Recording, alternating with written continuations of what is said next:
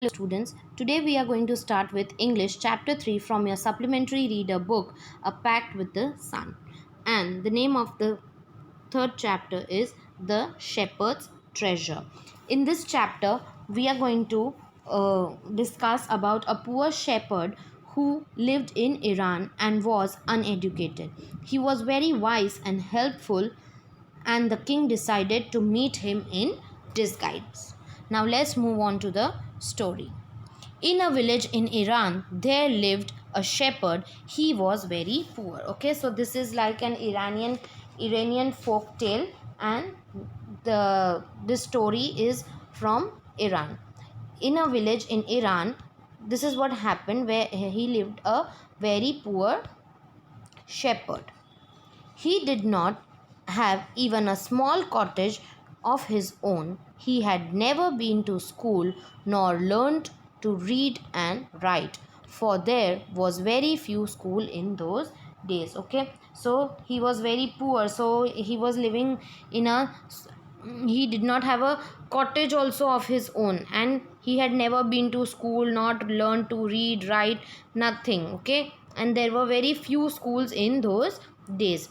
Though poor and uneducated, this shepherd was very wise. Okay, so even if he was not very educated, but he was very wise. He understood people's sorrows and troubles and helped them face their problems with courage and common sense. Okay, so he used to help people to face their problems with his common sense and courage. Many people came to him for advice. Soon he became famous for his wisdom and friendly nature. Okay, many people would come and ask him and share their problems and ask for his advice, and slowly he started becoming very famous, as his nature was also very friendly. The king of the country heard about him and thought of meeting him. So the king of Iran thought of meeting him. Disguised as a shepherd and riding on a mule, one day the king came to the cave where wise shepherd lived. Okay, so one day, in disguise means in a different attire, this king came, and in a different appearance he came to the cave to meet the shepherd. As soon as the shepherd saw the traveler coming towards the cave, he rose to welcome him. As soon as he saw that someone is coming, he stood up and welcomed him. He took the tired traveler inside the cave, gave him water to drink. Okay, so he took him inside and gave him some water to drink, as you can see in the picture, and a share of his own meager a share of his own meager meal. Meager is meager means lacking in quantity. Whatever less meal he had, he still offered him. The king rested for the night in the shepherd's cave. Okay, and then this after having a meal, they both rested for a while, and he was greatly impressed by the shepherd's hospitality and wise conversation. Okay, and then this king got very impressed with this shepherd's hospitality, means the way he treated him, welcomed him, fed him, all that, and the way he was talking. Though still tired, the king decided to depart next morning. Okay, so though the king was very tired, but he still decided to depart next morning. Depart next morning means go next morning. Many thanks for your kindness, to a poor traveler. I have a long way to go. Permit me to live. Okay, leave. Okay, so this king is saying that many thanks for your kindness to the poor traveler, but I have a long way to go, and permit me to leave means give me permission to leave.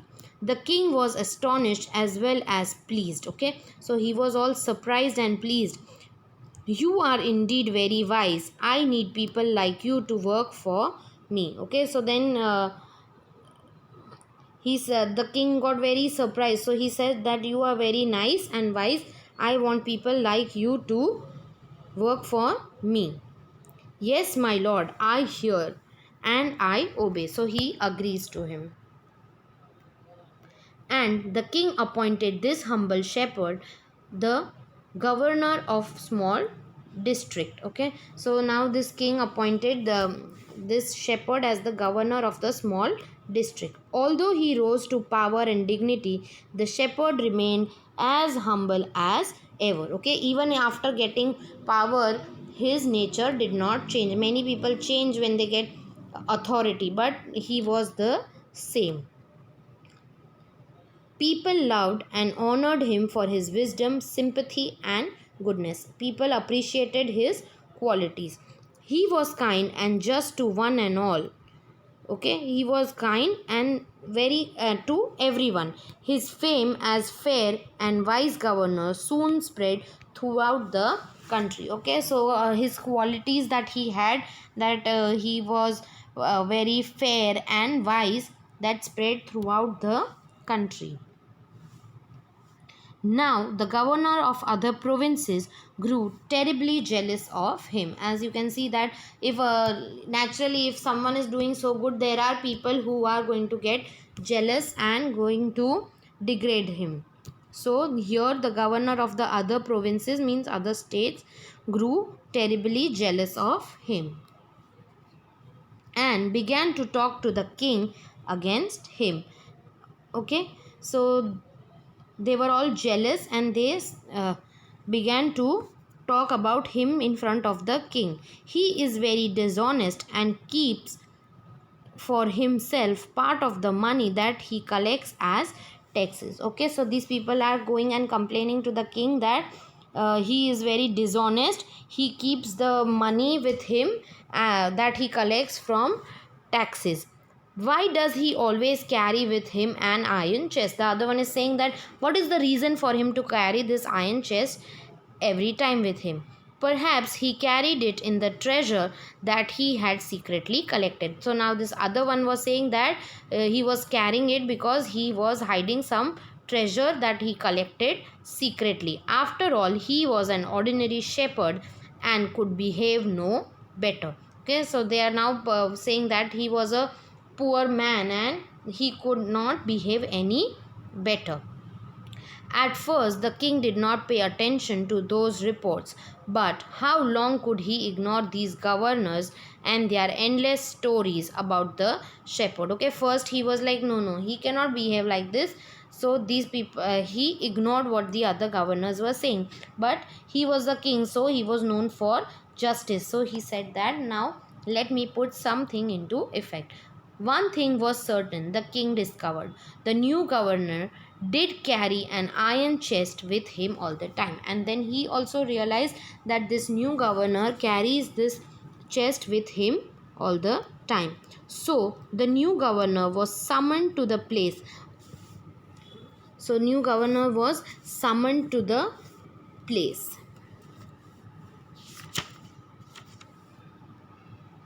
He came riding on his camel, and to everyone's delight, the famous iron chest was there.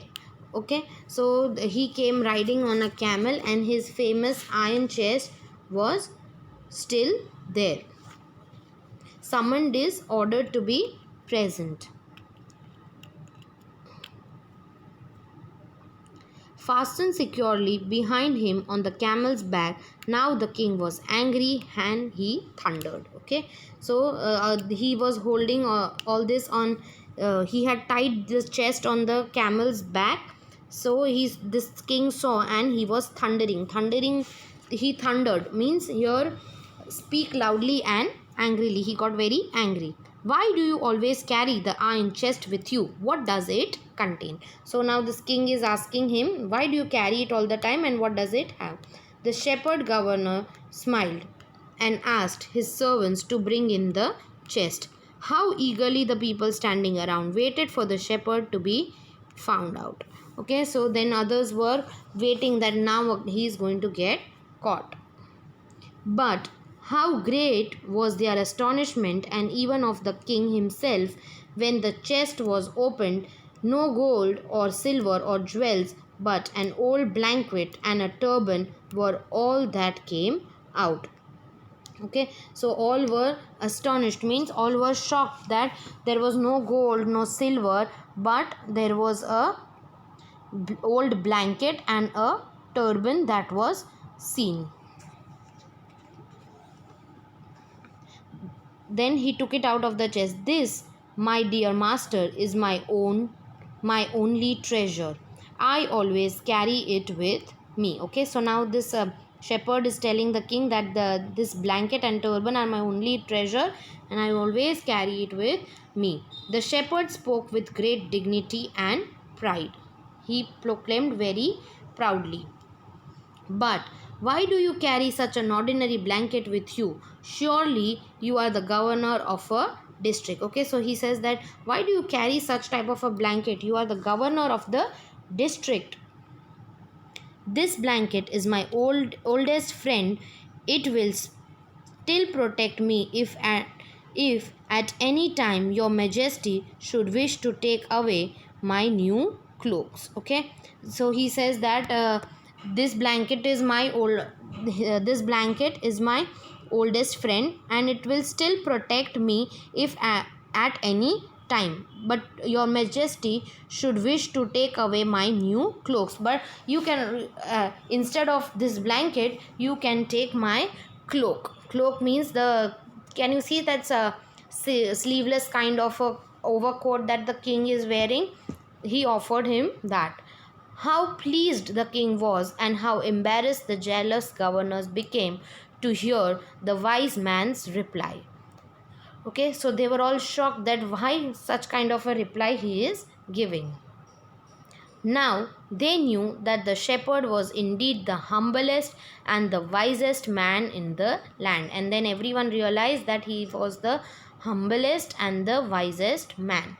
The king made him the governor of a much bigger district that very day. And later the king made him the governor of the other bigger district that day itself. So I hope you all have understood. This is the end of the chapter. If you all have any doubts, you all can consult me. Thank you.